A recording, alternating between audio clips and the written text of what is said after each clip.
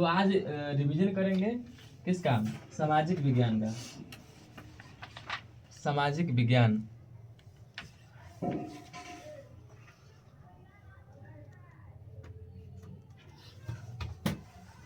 सामाजिक विज्ञान में सबसे पहले हम स्टार्ट करते हैं भूगोल में। कौन स्टार्ट करेंगे आगे हम? भूगोल में। भूगोल में इम्पोर्टेंट क्वेश्चन हम स्टार्ट करते हैं। क्या सबसे पहले पहला क्वेश्चन है, हरित क्रांति से आप क्या समझते हैं? क्या है हरित क्रांति से आप क्या समझते हैं?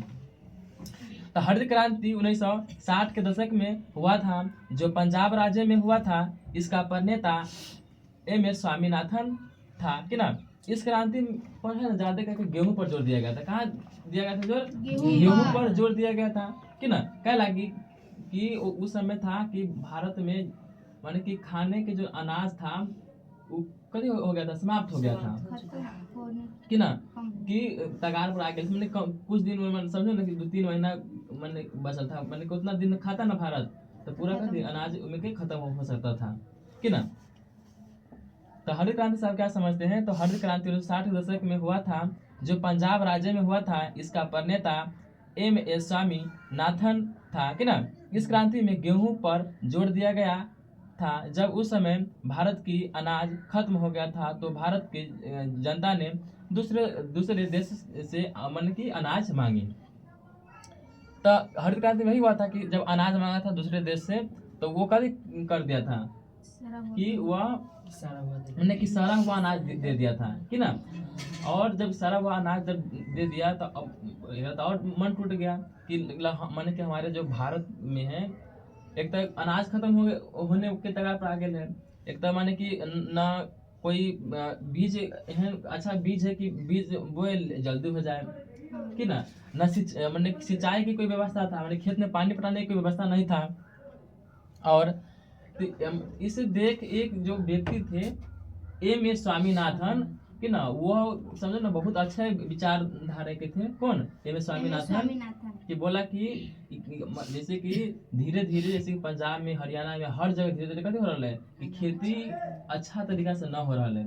इससे आने वाला भविष्य में कथी भूखमरी धर लेगा कहाँ भारत में। इसीलिए वह माने कि उत्तम किस्म की कथी बीज माने बीज उपलब्ध करवाया कि ना। अच्छा खाद उपलब्ध करवाया। बीज है था हाइब्रिड बीज था कि लगले बोए और कथी माने कि कम समय में हो जाए, और जो माने कि कम समय में हो जाए और प्लस में कथी हो जाए माने कि वो जल्दी तैयार हो, माने कि जो उपज भी ज्यादा हो कि ना। ये सब उपलब्ध करवाए थे कौन? एम.एस. स्वामीनाथन। जब उपलब्ध कराए तो एक बाद कथी हुआ, जब खेती किया, खेती करने के बाद जो किसान माने कि एक खेत में माने कि 1 बोरा जहाँ पहले देते थे खाद, वहाँ कितना दिन लगे? 2 बोरा। मानो कि सब चीज मात्रा अधिक, माने कि बीजो था हाइब्रिड, सिंचाई की व्यवस्था भी दिया था। इतना खेती अच्छा हुआ, इतना खेती अच्छा हुआ कि जहाँ 1 बोरा निकलता था गेहूं, वहाँ 10 बोरा निकला कि ना। और स्थिति अच्छा हो गया। माने कि यही सब घटना कथी कहलाया? हरित क्रांति। चलो आगे चले। अगला क्वेश्चन है, लेटेराइट मृदा कहाँ पाई जाती है? माने कि लेटेराइट मृदा कहाँ पाई जाती है? तो कहेंगे जैसे दक्षिण भारत में, जैसे तमिलनाडु हो गया कि ना, केरल हो गया, आंध्र प्रदेश हो गया, सब में लेटेराइट मृदा पाई जाता है कि ना।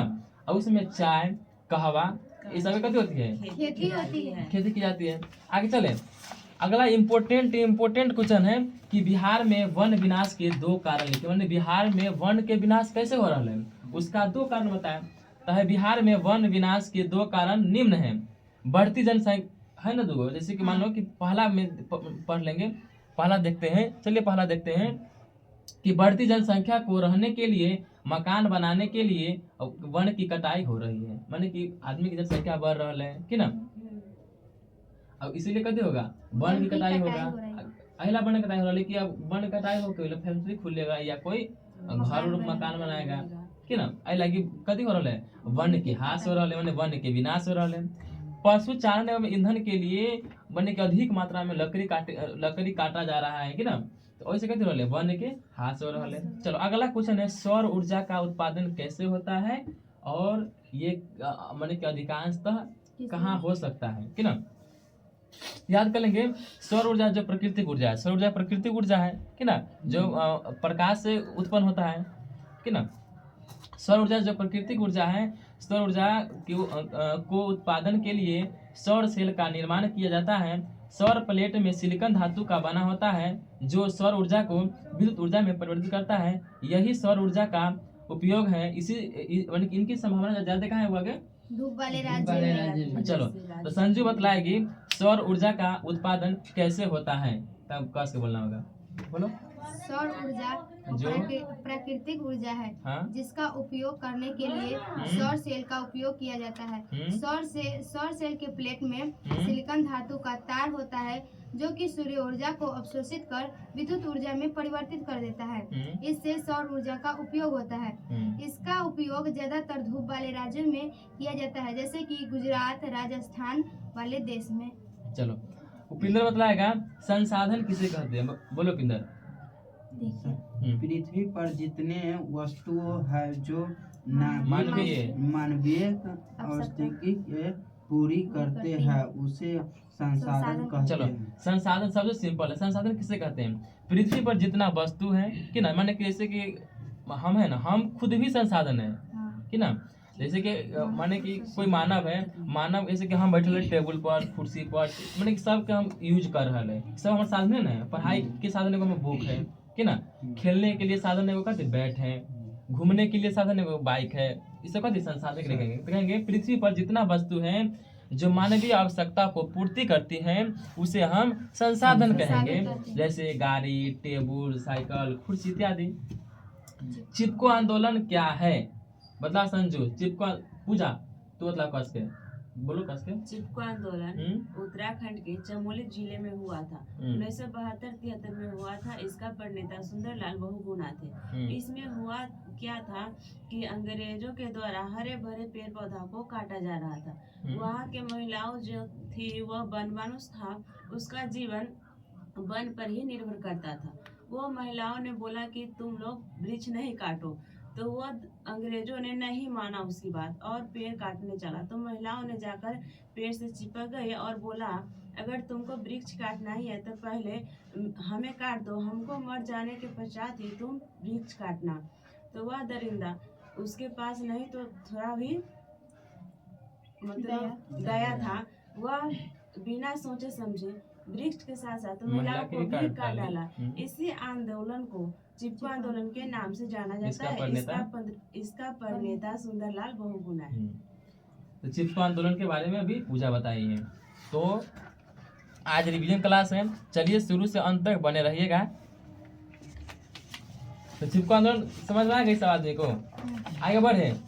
अगला क्वेश्चन है भारतीय, ये भी मोस्ट इम्पोर्टेंट यानी कि MVVI क्वेश्चन है कि ये क्वेश्चन बार बार पूछे जाते हैं कि भारतीय रेल परिवहन की प्रमुख विशेषता का उल्लेख करें। चलिए तो एक बारे में कौन बतलाएगी? तो कहेंगे कि भारत में पहली बार माने कि यात्री ट्रेन की शुरुआत 16 अप्रैल 1853 में हुई थी, जो कहाँ से? मुंबई और ठाणे में चली थी ना, जो कि ट्रेन के नाम भी था ब्लैक ब्यूटी थी कि ना। इतना ध्यान कर लेना है। और कह देंगे वागे कि रेल परिवहन की चलाने के लिए कह दिए वागे प्रमुख विशेषता है कि ना, जैसे कि बड़े शहर में मेट्रो ट्रेन चलती है कि ना, माने कि इंजन कवच की रक्षा पहले से अच्छा हो गया है कि ना। सब में आप देखिए ट्रेन में कैमरा वैमरा सब सिस्टम लागल है। आगे चलेंगे। रेल संपत्ति एवं यात्रियों की सुरक्षा के लिए GRP तथा RPF पुलिस की भी व्यवस्था की गई है। ये भारतीय रेल के अंतर्गत आता है। अगला क्वेश्चन है जलोढ़ मृदा से आप क्या समझते हैं? इस मृदा में कौन सी खेती होती है? ये कितने प्रकार के होते हैं? ये भी क्वेश्चन बहुत बार एग्जाम में पूछे गए हैं। तो इसका आंसर हो जाएगा कि जलोढ़ मृदा हम उसे कहते हैं जो जल के बहाव से आती है, उसे हम जलोढ़ मृदा कहते हैं। इसमें अनेक प्रकार की खेती होती है, जैसे कि सबसे पहले समझ लेंगे कि बिहार में, उत्तर प्रदेश में, पंजाब में ये जलोढ़ मिट्टी है और इसमें अनेक प्रकार की खेती होती है, जैसे धान, गेहूँ, मक्का, ईख इत्यादि इस जलोढ़ मिट्टी में खेती होती है। ये भी याद कर लेना है कि जलोढ़ मिट्टी के दो प्रकार भाग में बांट दी गई है, एगो खादर एगो बांगर। खादर कहे का मतलब जो जलोढ़ मिट्टी में भी नई मिट्टी है ओकरा हम खादर कहेंगे, उसी में जो मिट्टी बहुत पुराना हो गई है उसे बांगर मिट्टी कहेंगे। चलो चलो आगे चलते हैं। उद्योग से प्रदूषण कैसे फैलता है, ये भी क्वेश्चन मैंने अनेक बार पूछे गए हैं कि उद्योग से प्रदूषण कैसे फैलता है। तो याद कर लेंगे, उद्योग से माने कि विभिन्न प्रकार की प्रदूषण फैलती है। जैसे उद्योग द्वारा निकला धुआं, जैसे फैक्ट्री से धुआं निकलता है, कैसे होगी वह धुआं पूरा वायु को प्रदूषित कर देता है। उसके बाद उसमें से जो सूखा कचरा निकलता है फैक्ट्री, कहीं जमीन पर फेंक देता है तो कभी मिट्टी के गंदा कर दिया।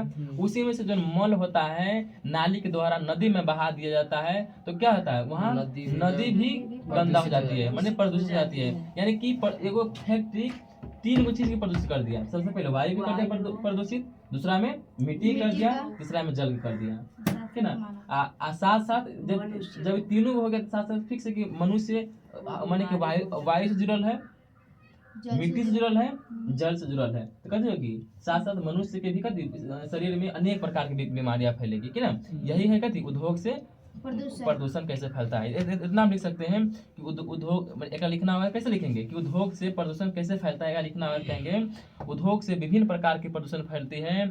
जब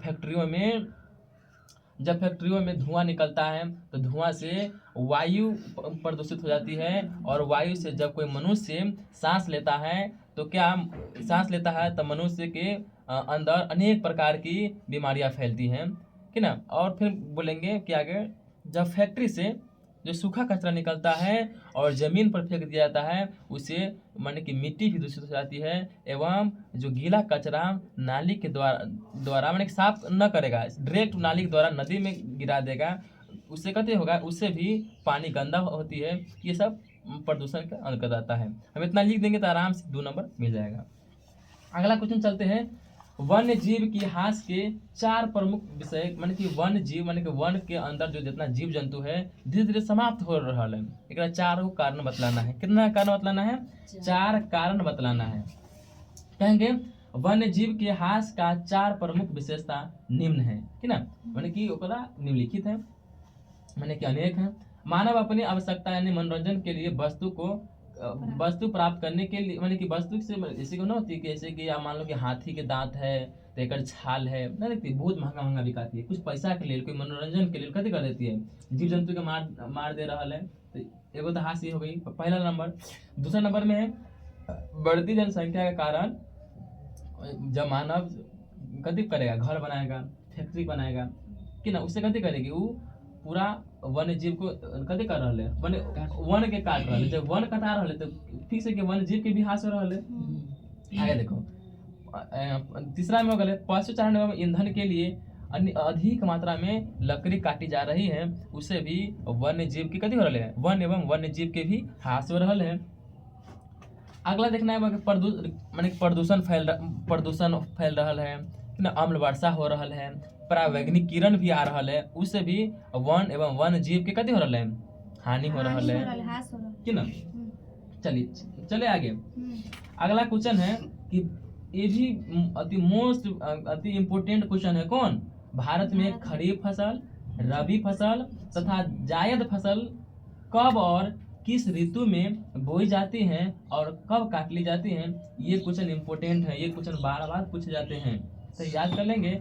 सबसे पहले खरीफ फसल के बारे में जानते हैं, उसके बाद रबी फसल के बारे में जानेंगे, और बाद जायद फसल के बारे में जानेंगे। चलिए, तो खरीफ फसल है, और खरीफ फसल किसे कहेंगे?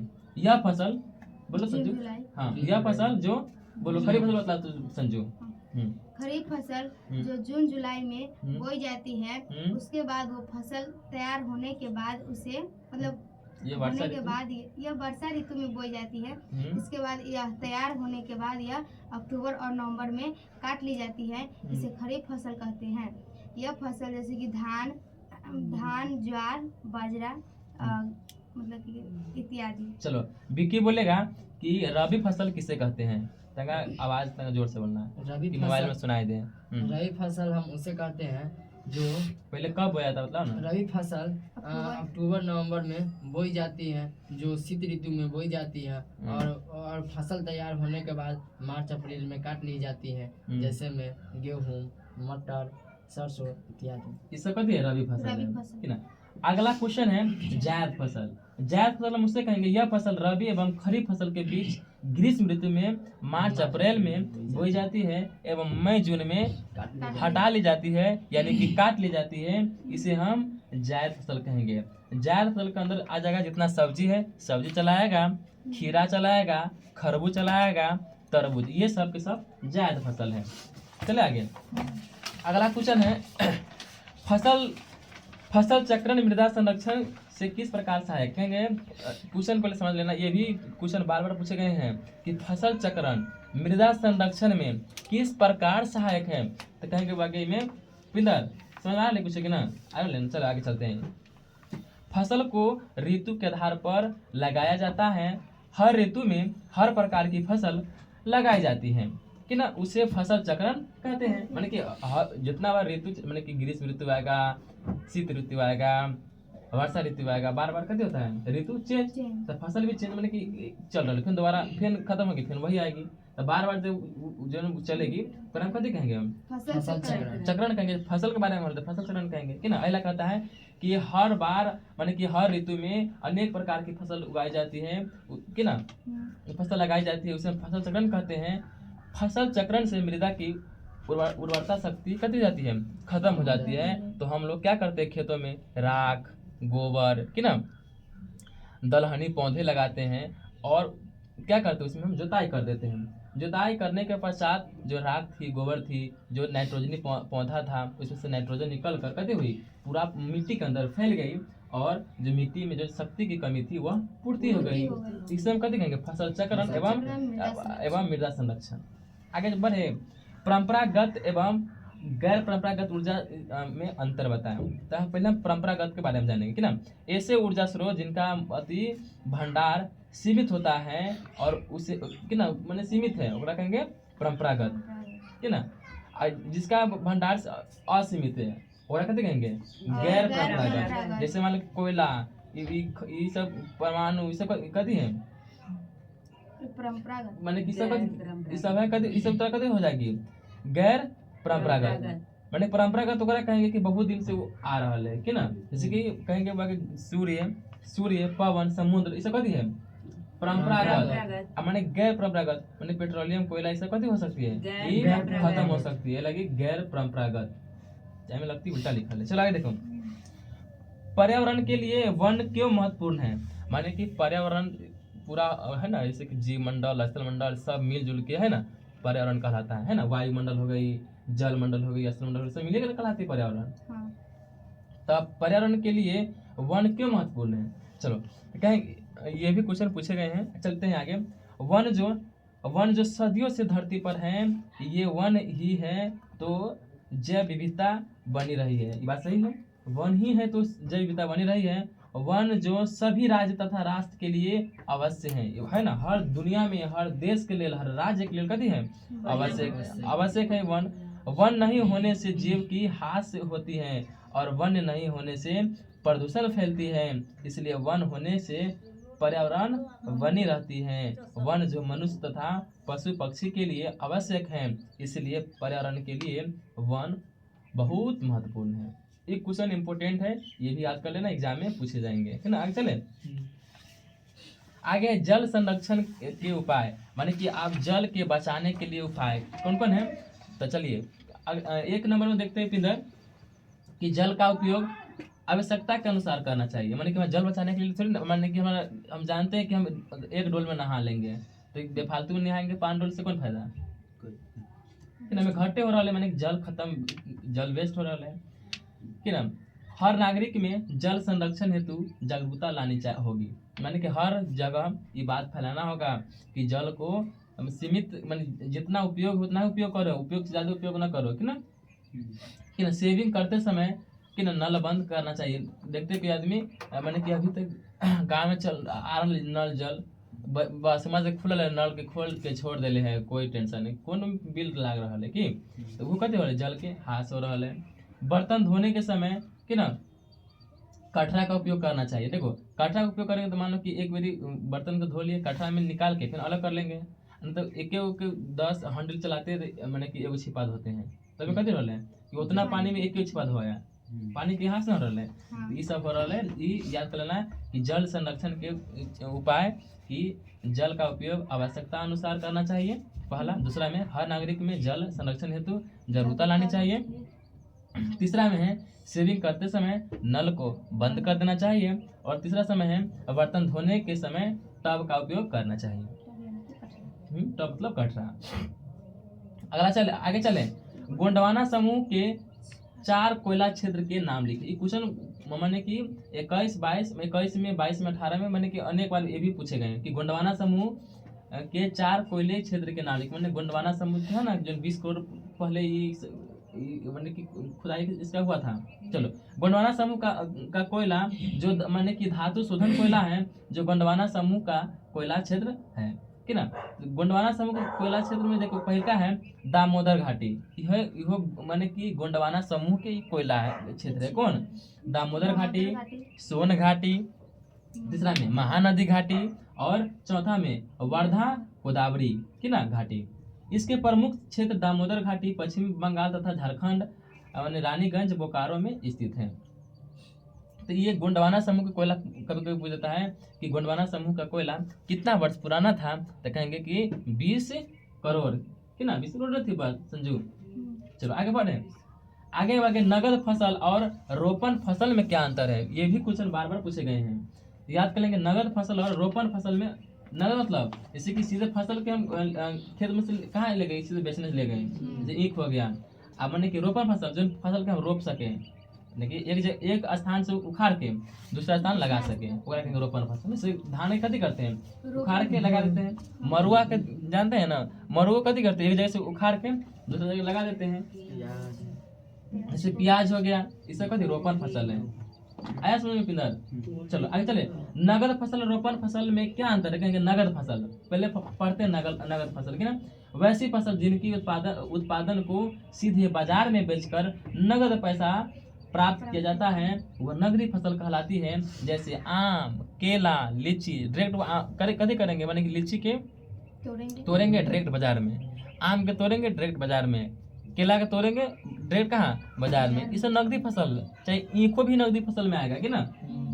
आते हैं रोपण फसल, वैसे फसल जिसे एक बार लगाकर कि ना, माने कि जैसे कि एक स्थान से है ना दूसरा स्थान, माने एक स्थान से कथी प्रत्यारोपण, माने कि प्रत्यारोपण का मतलब कि यहाँ से उखाड़ के दूसरा जगह हम रोप देंगे, उसे कथी कहेंगे रोपण फसल कि ना। जैसे धान हो गया, मरुआ हो गया, चाय हो गया, ये सब कथी है कॉफी भी रोपने फसल है, ये सब कौन आएगा रोपण फसल में आएगा कि ना। आगे चलते हैं, अगला क्वेश्चन है मैंग्रोव वन से आप क्या समझते हैं। देखेंगे मैंग्रोव वन से आप क्या समझते हैं। मैंग्रोव वन विश्व के तटीय क्षेत्र में है या विश्व के उपोष्ण कटिबंधीय और उष्ण कटिबंधीय क्षेत्रों में समुद्र तट के पास भूमि में पाए जाते हैं। इसका सबसे अधिक विस्तार पश्चिम बंगाल में है। तो ये मैंग्रोव वन के बारे में इतना लिख देंगे 2 नंबर निश्चित मिल जाएगा। लेकिन इनमें ऑब्जेक्टिव पूछ सकता है कि मैंग्रोव वन का विस्तार सबसे अधिक कहाँ है, देखेंगे तो पश्चिम बंगाल में। कहाँ है, पश्चिम बंगाल। अगला क्वेश्चन है भारत के 4 राष्ट्रीय राजमार्ग का नाम बताएं। सबसे महत्वपूर्ण है कि ना, भारत सरकार ने निम्न जलमार्गों को राष्ट्रीय जलमार्ग घोषित किया है कि ना। जैसे पहला में हल्दिया तथा इलाहाबाद के मध्य गंगा राजमार्ग को 1620 किलोमीटर लंबा कैले है कि ना। सादिया से लेकर आगे दुबरी के मध्य कि ना 898 किलोमीटर लंबा ब्रह्मपुत्र नदी कि ना मार्ग है। केरल में पश्चिम तट नहर कि ना आगे माने कि कोटमपुर से आगे कुम्मान तक ये 168 किलोमीटर तक ले गए हैं। चौथा में उद्योग मंडल तथा चंपाकारा नहर 2005 किलोमीटर ले गए हैं। ये सब है, ये भी 2 नंबर में पूछे जाते हैं। अगला क्वेश्चन है बहुउद्देशीय परियोजना से आप क्या समझते हैं। ये भी क्वेश्चन एक बार नहीं अनेक बार पूछे गए हैं, अनेक बार कि बहुउद्देशीय परियोजना से आप क्या समझते हैं। कहेंगे बहुउद्देशीय परियोजना से हम यह समझते हैं कि बांध पर पानी को एक जगह स्थित करना और उस बांध पर माने कि बहुउद्देशीय माने कि बहुउद्देशीय मतलब बहुत चीज यानी कि बिजली उत्पादन करना, मछली पालना और सिंचाई करने के लिए पूर्ति करना, यही परियोजना बहुउद्देशीय परियोजना कहलाता है। चलिए एक और बोल देते हैं इसे हम कि बहुउद्देशीय परियोजना किसे कहते हैं, मतलब समझो बता सकती हैं, बतला। बहुउद्देशीय परियोजना हम उसे कहते हैं, बहुउद्देशीय परियोजना को बांध बनाकर, मतलब कि जैसे कि पानी को बांध बनाकर उसे एक जगह इकट्ठा किया जाता है, उसके बाद उसमें मछली पालन, बिजली उत्पादन और सिंचाई के कार्य में किया जाता है। इससे मतलब अनेक प्रकार के उत्पादन किया जाता है, इससे बहुउद्देशीय परियोजना कहते हैं। माने कि पानी के रोक के कि ना बांध बना के पानी को रोक लिए, वैसे बहुत प्रकार के हम उपयोग किए, माने कि बिजली उत्पादन कर लिए, पानी सिंचाई भी कर लेंगे, मछली भी पालन कर सकते हैं कि ना। तो इस सब माने बहुत माने कि है ना बहुत ज्यादा परियोजना में हो सकती है। अलग बहुत माने कि बहुउद्देशीय परियोजना कहेंगे में बिजली उत्पादन कर लिए, मछली पाल लिए, सिंचाई करने के लिए हम वहाँ से है ना पानी दूसरी जगह ले जाना होगा तो हम कौन विधि से, तो टंकी माने कि पाइप वाला विधि से हम बहुत दूर तक पानी ले जा सकते हैं बांध से। चलो आगे चले। जैव विविधता क्या है, अगला क्वेश्चन है कि जैव विविधता क्या है। जैव विविधता समस्त जीवों जैसे पादप, जंतु एवं सूक्ष्म जीवों की विकुलता है। ये सब माने आपस में परस्पर मिलकर रहते हैं। जैव विविधता का माने जीव जंतु के ना, माने कि अभी के ना कि हम भी हैं, जैसे कि देखते हैं गांव में है कि पेड़ पौधा से लोग सब मिलजुल के हैं, जीव जंतु से भी मिलजुल के हैं, ये सब जैव विविधता कहलाता है। अगला क्वेश्चन है क्योटो सम्मेलन क्या है। क्योटो सम्मेलन क्या है, ये भी क्वेश्चन बार बार पूछे गए हैं और अच्छा सुनिएगा। क्योटो सम्मेलन क्या है, सुनने से क्या होगा कि रिवीजन भी हो जाएगा। चलिए आगे चलते हैं। तो क्योटो सम्मेलन दिसंबर 1997 में पृथ्वी को ग्लोबल वार्मिंग से बचाने के लिए जापान में क्योटो में यह सम्मेलन हुआ। इसमें लगभग 100 के दशक देश माने कि 100 से कम से कम 100 से अधिक देश कते था शामिल था कि ना,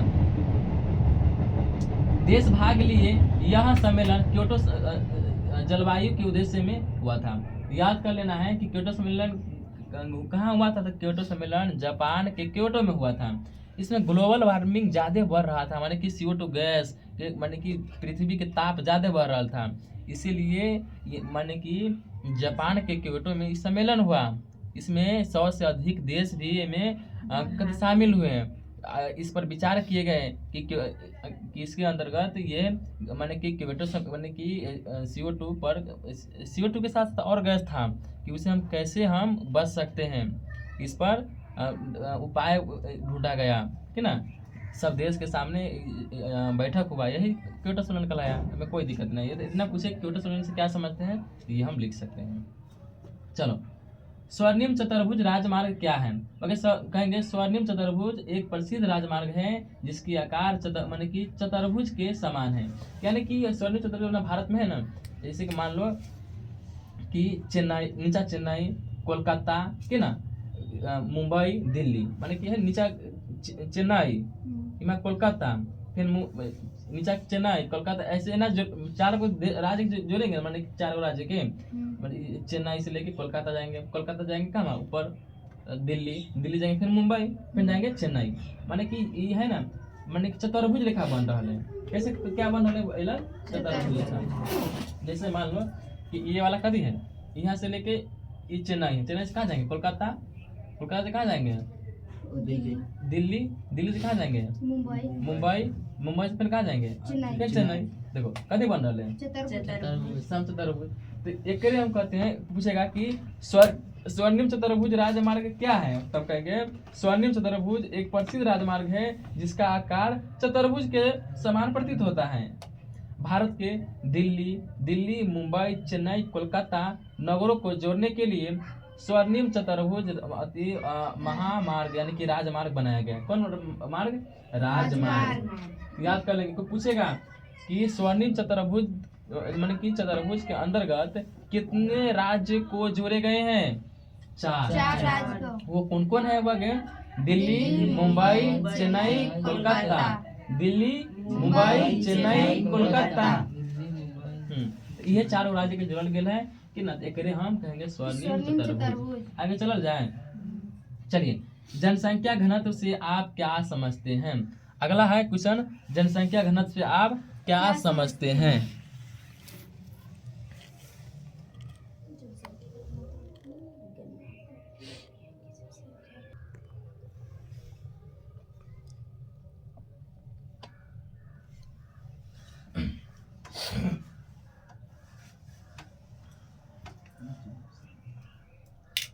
किंदर कितना होगा अब की बार?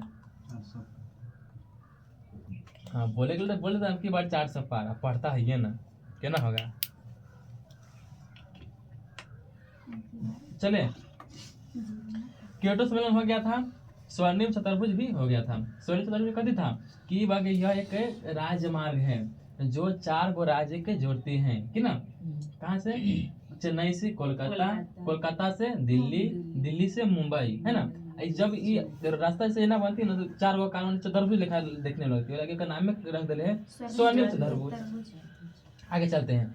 जनसंख्या घनत्व से आप क्या समझते हैं? मानी जनसंख्या घनत्व से क्या समझते हैं? जनसंख्या घनत्व की गणना करने के लिए जनसंख्या को क्षेत्रफल से विभाजित किया जाता है। किसी भौगोलिक क्षेत्र में रहने वाले लोगों को की संख्या को जनसंख्या घनत्व कहते हैं कि ना। माने कि जैसे कि माने कि कम जगह में आदमी कदे हैं ज्यादा हैं, तो कहेंगे कि जनसंख्या घनत्व ज्यादा है। अच्छा ये बात बता दो, जनसंख्या अपना माने कि अपना बिहार में कौन जिला के जनसंख्या घनत्व ज्यादा है?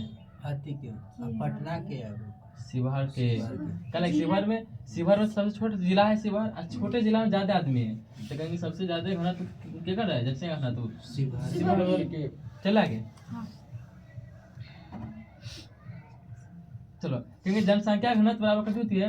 व्यक्ति की जनसंख्या बटा में भूमि के क्षेत्रफल। माने कितना व्यक्ति है कितना क्षेत्रफल में बसता है, ओकरे हम कहेंगे जनसंख्या घनत्व। जल संकट क्या है? ये भी बार बार क्वेश्चन पूछे जाते हैं कि जल संकट से आप क्या समझते हैं? जल संकट से आप क्या समझते हैं? जल संकट से आप क्या समझते हैं? जल संकट से आप क्या समझते हैं? चले आगे।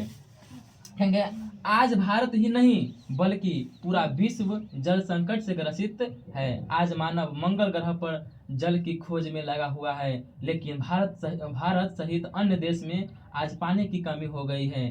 पीने योग्य पानी कम ही बचा है। यही सब जल संकट कहलाती है। तो ये वाला पॉइंट लिख देंगे, बहुत अच्छा से थोड़ा 2 नंबर मिल जाएगा कि ना। जल संकट क्या है? जल माने कि आज भारत नहीं बल्कि पूरा विश्व जल से कथी जूझ रहा है कि ना, जल संकट से ग्रसित हैं। लेकिन माने कि भारत सहित अन्य देश भी जल संकट से कथी हैं? माने कि ग्रसित हैं। और अभी देखते हैं लोग पानी में जाता है कथी करने? मंगल ग्रह पर, तो वही ग्रह पर जल की खोज करने जाता है, लेकिन पानी खुद कहाँ? बट पृथ्वी पर कम है। तो ये सब कथी है? जल संकट है कि ना। पीने योग्य पानी की कमी माने की कमी हो रहा है कि ना। ये सब कथी होगा? ये सब जल संकट कहलाएगा। जल संकट की क्वेश्चन पूछे जाएगी। ये 2025 के लिए कथी है? ये इम्पोर्टेंट क्वेश्चन है। लमसम भूगोल में यह महत्वपूर्ण क्वेश्चन था। अब भूगोलिक का अंतर्गत आपदा प्रबंधन में आपदा में क्या क्या पूछा जाएगा, ये हम इम्पोर्टेंट क्वेश्चन हम करवाते हैं। तो आपदा प्रबंधन में पूछा जाएगा कि सुखाड़ आपदा का वर्णन करें, मतलब कि सुखाड़ कैसे आती है। तो अगला क्वेश्चन है सुखाड़ आपदा का वर्णन करें। कहेंगे सुखाड़ एक प्राकृतिक आपदा है। बोलेंगे पहले लिखने से पहले स्टार्ट करेंगे। कहेंगे सुखाड़ एक प्राकृतिक आपदा है। जब वर्षा नहीं होती है तो सूखी की स्थिति आ जाती है। इससे जीव जंतु और पेड़ पौधा धीरे धीरे संकट में पड़ जाते हैं। इसे दूर करने के लिए निम्न उपाय हैं। पहला उपाय है जल ग्रहण क्षेत्र में बांध एवं छोटे छोटे जलाशय बनाकर। दूसरा में है सूखा क्षेत्र में वृक्ष पेड़ पौधा लगाकर यानी कि घनता में वृद्धि करके। तीसरा में है नहरों द्वारा सूखे क्षेत्रों तक जल पहुंचाना। माने कि जल ग्रहण क्षेत्र में कथी करेंगे, बांध बना के पानी के घेरेंगे तो वहाँ का जल संकट न होगा। माने कि वर्षा होगा, मान समझो कि वर्षा हो रहा है, पानी दहा के चल गए है तो बाद में जल संकट होबे करेगा। अगर बांध बना के हम घेर लेंगे पानी तो पानी टिकेगा कि ना। जहाँ वृक्ष न है वहाँ वृक्ष लगाएंगे, वहाँ वृक्ष के गहनता, ये भी ध्यान करना, जहाँ वृक्ष ज़्यादा रहेगा वहाँ वर्षा होने की संभावना रहती है, इसलिए वृक्ष लगाएंगे। और नहर द्वारा सूखे क्षेत्रों में पानी पहुँचाने की व्यवस्था करेंगे। यही सब कि सुखाड़ आपदा का वर्णन हम इसी प्रकार कर सकते हैं। ये माने कि 1 से 1.5 घंटा का जो वीडियो बनेगा ये इम्पोर्टेंट है। 1 से 1.5 घंटा के वीडियो में ये पूरा कथी इतिहास, भूगोल, अर्थशास्त्र, पॉलिटिक्स पूरा का पूरा समाप्त हो जाएगा, इसीलिए शुरू से अंत तक बने रहिएगा। चलिए ये कुछ समझ आ गया संजू कि सुखाड़ आप माने कि आपदा का वर्णन कर सकती हैं। चलो बतला संजू। सुखाव एक प्राकृतिक आपदा आपदा है, है जो कि बारिश नहीं होने से सूखा पड़ जाती है। इससे मानव जीव जंतु और पेड़ पौधे पर बहुत भारी संकट पड़ती है। इसे संरक्षण के लिए निम्न उपाय है।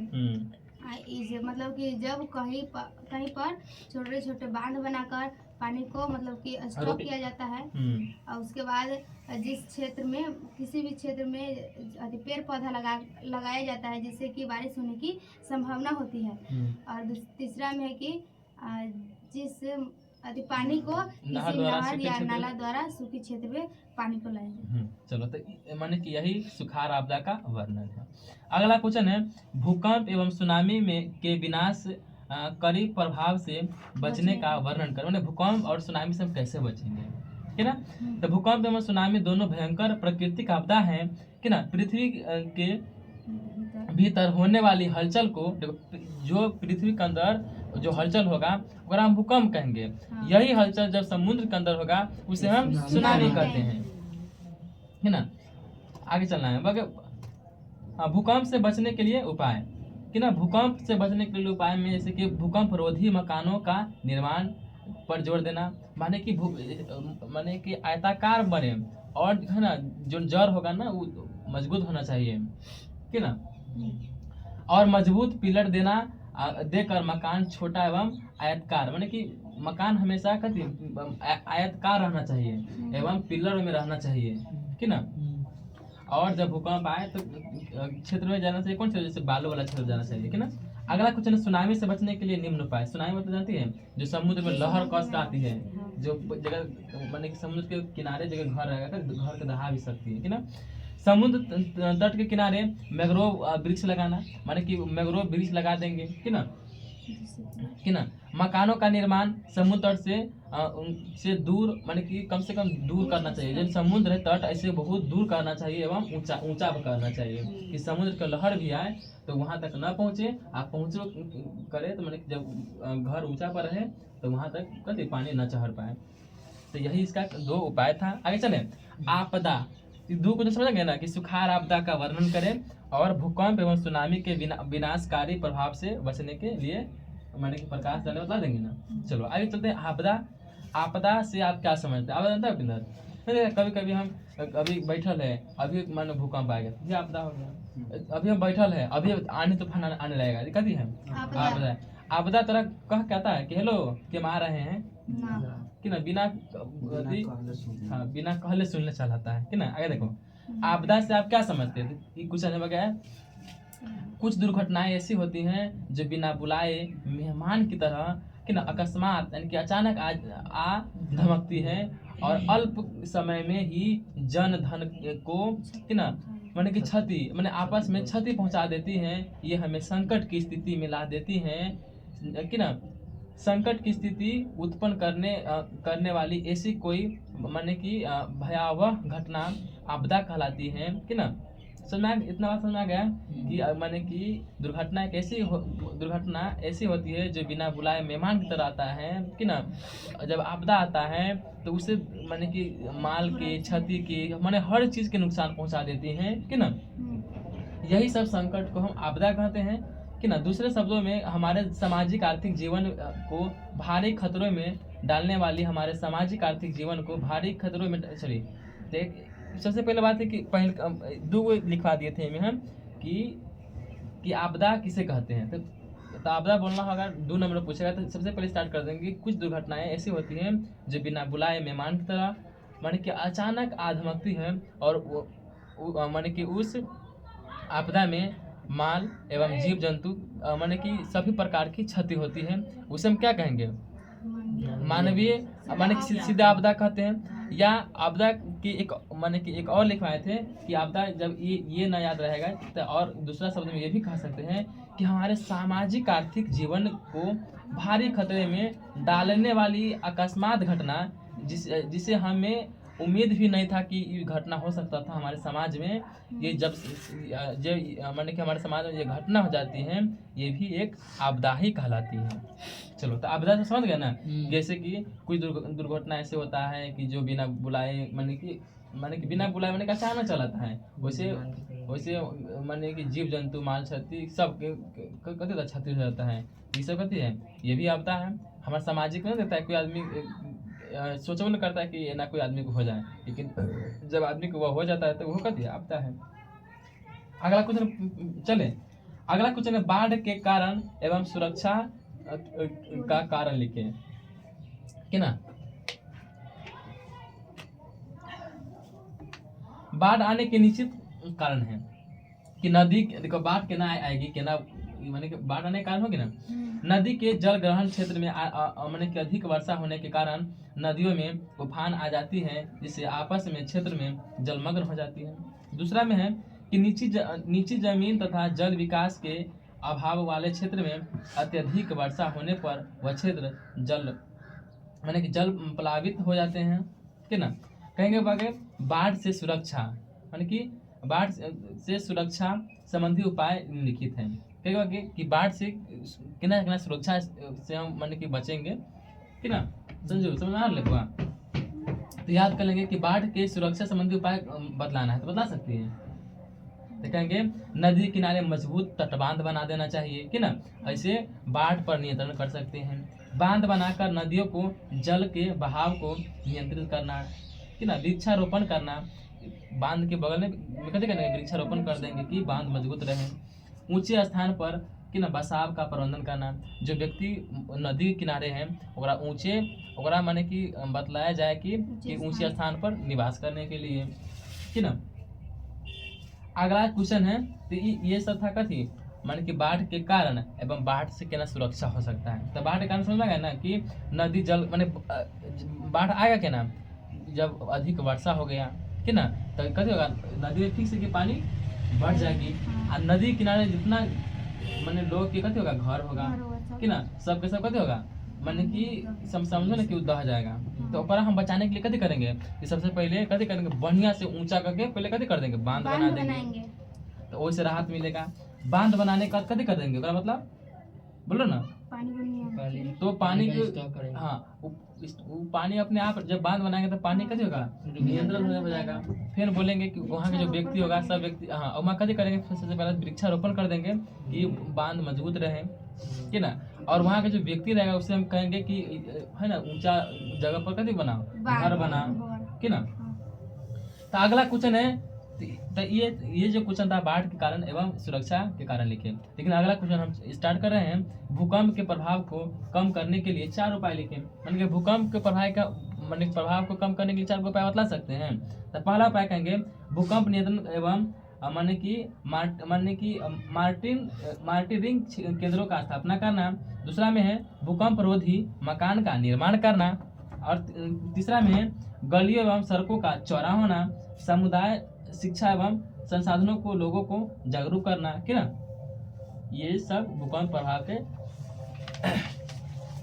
कारण सब बोले हैं। अगला है भूकंप एवं सुनामी के बीच अंतर लिखें। भूकंप एवं सुनामी के बीच अंतर लिखें। बतलाओ संजू, बतलाओ तो भूकंप एवं सुनामी के बीच अंतर बतलाओ। सुनामी और भूकंप दोनों प्राकृतिक आपदा है। सुनामी जो कि समुद्र में जो लहर आती है उसे सुनामी कहते हैं। समुद्र में जो हलचल होती है उसे सुनामी कहते हैं। और जो वही जब पृथ्वी के अंदर जो हलचल होती है उसे भूकंप कहते हैं। हाँ, यही दोनों अंतर है। आगे याद कर लेना, भूकंप और सुनामी में के बीच अंतर, ये भी बार बार पूछे जाते हैं। अगला क्वेश्चन है, आग आपदा के समय कौन से उपाय करना चाहिए? तो याद कर लेंगे, आग आपदा के समय निम्न उपाय निम्नलिखित है, माने कि उपाय निम्नलिखित है कि ना। आग के माने फैलाव पर काबू पाना, आग में फंसे लोगों को शीघ्र पूर्वक माने कि निकाल लेना, जल्दी निकालना कि ना। घायल व्यक्ति को कथी करना, माने कि प्राथमिक उपचार, यानी कि घर में जो माने कि दवा होगा, माने कि जो प्राथमिक उपचार होते हैं गाँव में हम करते हैं वो कर देना। और विद्युत आपूर्ति को कथी मेन स्विच ऑफ कर देना। तो संजू बतलाएगी, पूजा तुम, आग आपदा से कौन से उपाय करना चाहिए? आग आपदा के समय आग में फंसे व्यक्ति को जल्द से जल्द बाहर निकालना चाहिए जोर और से बोलो। आग पर काबू करना चाहिए और जो व्यक्ति अत्यधिक घायल हो गया हो उसे जल्द से जल्द अस्पताल पहुंचाना चाहिए। अस्पताल पहुंचाने से पहले प्राथमिक उपचार करना चाहिए। चलो आगे चले। आगे भूस्खलन से बचाव के किन्हीं दो उपायों का उल्लेख करें। कहेंगे भूस्खलन से बचाव के निम्न उपाय हैं, जैसे जल बहाव की गति कम करने के लिए जलमार्ग में बांध का निर्माण करना कि न जल वाली भूमि पर वृक्षारोपण करना। ये सब कथी है कि भूस्खलन बचाने के लिए, मैंने किया है ना, माने कि माटी न देखती है गाँव में उपजा हो जाती है, माटी खत्म हो जाती है, एक कहेंगे भूस्खलन के बचाव के किन्हीं दो उपाय, माने कि माटी न दह जाती है, एक कहेंगे भूस्खलन। तो उपाय के लिए कथी करेंगे, जल बहाव के गति के कम करने के लिए जलमार्ग में बांध का निर्माण करेंगे कि ना, एवं दलदली भूमि पर कथी करेंगे, वृक्षारोपण कर देंगे। अगला क्वेश्चन है, आपदाएं कितने प्रकार की होती है? इम्पोर्टेंट, वेरी वेरी इम्पोर्टेंट कि ना, आपदा कितने प्रकार की होती हैं? अगर लिखना भी है, मतलब संजू, आपदा कितने प्रकार की होती हैं? आपदाएं दो प्रकार के होते हैं। क्या मतलब है आपदा? दो प्रकार के होते हैं। कौन कौन? मानवीय आपदा और प्राकृतिक आपदा। चलो। मानवीय आपदा उस आपदा को कहते हैं जो मानव द्वारा किया जाता है, जैसे कि युद्ध, नस्लवाद युग, मतलब कि आंदोलन सब होता है। आंदोलन प्राकृतिक आपदा किसे कहेंगे? प्राकृतिक आपदा उसे कहते हैं जो प्रकृति द्वारा होता है, जैसे कि भूकंप, सुनामी। तो आपदा दो प्रकार के, प्राकृतिक आपदा और मानवीय आपदा। ऐसे घटना जो प्रकृति द्वारा घटती है तो उसे कभी प्राकृतिक आपदा कहते हैं, जैसे भूकंप, सुनामी। मानवीय आपदा ऐसे आपदा जो मानव द्वारा घटित होता है उसे कभी कहेंगे मानवीय आपदा। जैसे कभी आपदा मतलब जैसे आतंकवाद, युद्ध, नस्लवाद, ये सब कभी होगा, ये मानव द्वारा होता है। चलो, आकस्मिक प्रबंधन, माने कि आकस्मिक तो अचानक, आकस्मिक प्रबंधन में स्थानीय प्रशासन की क्या भूमिका है? आकस्मिक प्रबंधन में स्थानीय प्रशासन की महत्वपूर्ण भूमिका है। इसके लिए आवश्यक है कि वे राहत शिविर का निर्माण करें, वहां सभी उपकरण और प्राथमिक उपचार की सामग्री उपलब्ध कराएं और एम्बुलेंस, डॉक्टर, अग्निशामक इत्यादि की व्यवस्था में तत्पर दिखाएं। एक मतलब हो गया कि आकस्मिक माने कि आकस्मिक प्रबंधन में प्रशासन की क्या भूमिका, माने कि आकस्मिक होती ना, आकस्मिक मतलब अचानक, माने अचानक कोई व्यक्ति कुछ हो जाएगा तो अगर उनकी व्यवस्था होना चाहिए ना, इसीलिए कहता है कि गांव में है ना, माने कि जैसे कि मान लो कोई आदमी कुछ हो गया तो कम से कम गांव में कोई सेंटर रहना चाहिए कि व्यक्ति कुछ हो जाए तो डायरेक्ट हॉस्पिटल न जाके पहले प्राथमिक उपचार हो जाए कि ना। मान लो कि जैसे कि गांव में सब किसान लोग हैं, किसान मान लो कि सब्जी बेच के आती हैं, मान लो ना सब्जी बेच के आती है और घर में रखते ही सब्जी खराब हो जाती है, तो अगर बड़का को फ्रिज वाला सिस्टम बनाना चाहिए कि ना। अपन सब्जी बेच के आया फिर फ्रिज में रख दे कि फिर खराब ना हो। ये सब कथी है, ये सब आकस्मिक। हाँ, आकस्मिक आपदा माने कि आकस्मिक प्रबंधन मतलब उपाय, आपदा न कहेंगे। चलो आगे चले। उपग्रह संचार से क्या अभिप्राय है? उपग्रह संचार से क्या अभिप्राय कहेंगे? उपग्रह की सहायता से एक जगह से, क्वेश्चन नहीं है कि उपग्रह से क्या अभिप्राय है, कहेंगे उपग्रह की सहायता से एक जगह से दूसरी जगह तक सूचना को पहुंचाना उपग्रह संचार कहलाते हैं। इसी संचार के कारण हम दुनिया के किसी भी कोने में हो रहे किसी भी खेल के मैच कि ना कोई चीज लाइव हम देख सकते हैं कि मालूम कि ना। यही सब कथी बगे तो उपग्रह संचार। तो कोई पूछे उपग्रह संचार से क्या अभिप्राय है? उपग्रह की सहायता से एक जगह से दूसरी जगह तक सूचना को पहुंचाना उपग्रह संचार कहलाता है। इसी संचार के कारण हम दुनिया के किसी भी कोने में हो रहे किसी भी खेल के मैच का मन की मैच की तरफ से टेलीविजन हो गया सब कभी के देख सकते हैं, लाइव देख सकते हैं। उपग्रह संचार व्यवस्था में एक सूक्ष्म मान की मंडलित तरंगों से मान की उपग्रह की तरफ भेजा जाता है और यह उपग्रह इस तरंगों की ग्राही तक पहुंचाती हैं। जैसे कि हम यहाँ बोलेंगे ना तो वो उपग्रह है ना यहाँ से मान की आई देश से वही देश पहुंचा देता है। कथी कारण उपग्रह कारण कथी यहाँ के से जो सुनने वाला ग्राही होगा ग्राही की तरफ मोड़ देता है और ये तरंग ग्राही के पास पहुंच जाती है ना। इसे हम कभी कहेंगे उपग्रह संचार से यही अभिप्राय है। अगला क्वेश्चन है, लास्ट क्वेश्चन है भूगोल में आपदा प्रबंधन में ये और है। लास्ट क्वेश्चन है कि भूकंप प्रभाव क्षेत्रों में किस प्रकार के मकान बनाए जाए। पूछे कि भूकंप प्रभावित क्षेत्र में किस प्रकार के मकान बनाए जाए कहेंगे भूकंप संभावित क्षेत्रों में भवन की छत मिट्टी या लकड़ी जैसी हल्की सामग्री से बनाना बेहतर होता है। माने कि भूकंप वाला क्षेत्र में केहन घर बनाना चाहिए तो माने मिट्टी एवं लकड़ी घर माने कि जहाँ हमेशा भूकंप आएगा तो मैं कथी करेंगे मिट्टी एवं लकड़ी घर बनाएंगे कि मान लो कि कभी भी भूकंप भी कस के आ जाए कथी होगा लकड़ी घर न गिरेगा तो आदमी बच सकता है, मिट्टी घर न गिरेगा आदमी बच सकता है। और महल वाला बना लेंगे खूब बड़का का महल जब भी भूकंप आएगा तो गिरेगा कथी हो जाएगी आदमी की क्षति हो जाएगी। तो भूगोल समाप्त रहा और अगला जो है इतिहास हम स्टार्ट करते हैं। जल्दी आओ।